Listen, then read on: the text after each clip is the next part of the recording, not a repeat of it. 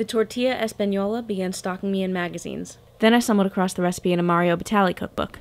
But the last straw was when famous Washington, D.C. chef Jose Andres showed a tortilla española being made on his show, Made in Spain. He does one turn.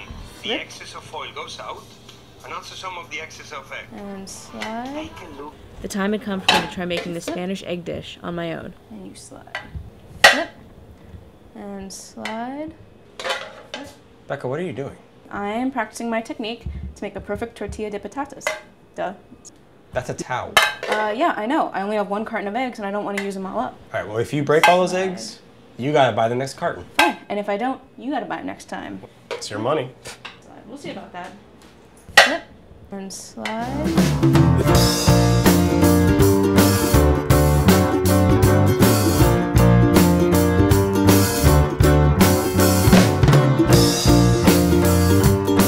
This week on Working Class Foodies.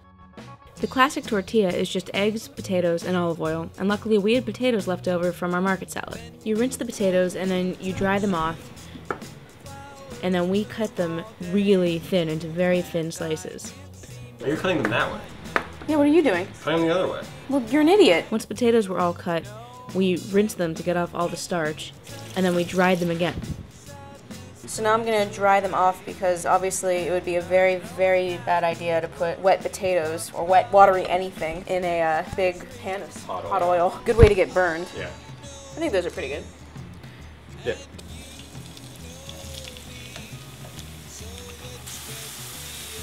Spanish fried potatoes. So,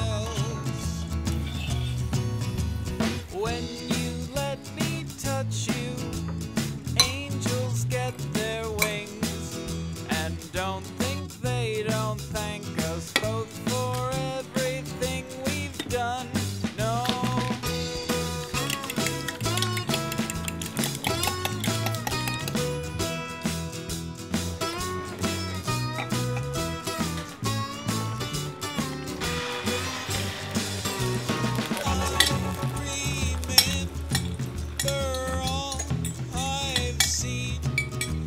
Spread this out, get it even, and we let it cook until the edges have just set. So making the tortilla is, I wouldn't say it's tricky, but there's a little technique involved.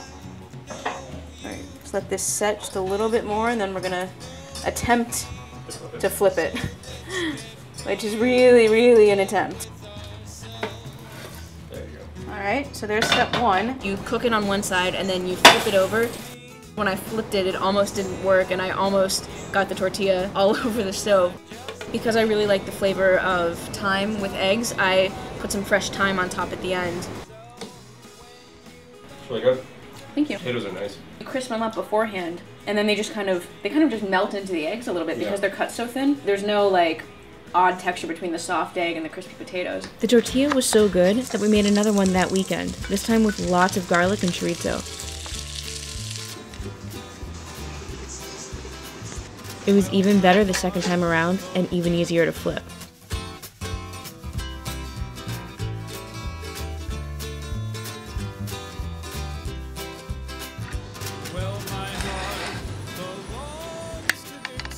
So the cost breakdown for the tortilla, I mean, we pretty much just used pantry items. You need 6 eggs, which is about $2, half a pound of fingerling potatoes for about $1, and good olive oil, salt, and pepper. From there you can add anything you want, from fresh herbs to meat or cheese, depends on what you have lying around or what you feel like eating. We had everything we needed, so technically this entire meal was free. I don't think it gets much more affordable than that. So this is how we made our Spanish tortilla. If you've made a tortilla before, share that experience with us. We'd love to hear about it. Or if you have a dish that's been haunting your dreams and you finally got to make it, send us that too. Yeah, we'd love to feature it on our blog.